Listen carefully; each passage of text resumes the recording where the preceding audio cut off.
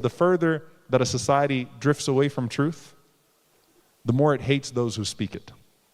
If you wonder why there's so much suppression of Islam and the Muslim community in different parts of the world, that is a sign of the power of Islam. If you wonder why there's a suppression of the message of Palestine around the world, that is a sign of the message of Palestine. There are more people in the world saying La ilaha illallah Muhammadan Rasulullah than ever before. There are more people in the world saying free Palestine than ever before. They are so afraid that they're trying to criminalize words and slogans, redefine them, misinterpret them, disperse, suppress, because nothing is working, because you can't keep putting lipstick on a genocide. You can't put lipstick on apartheid. You can't lie about the Prophet ﷺ this long, eventually people will actually read about him. You can't tell them what's in the Quran this long, eventually people will check out the book themselves.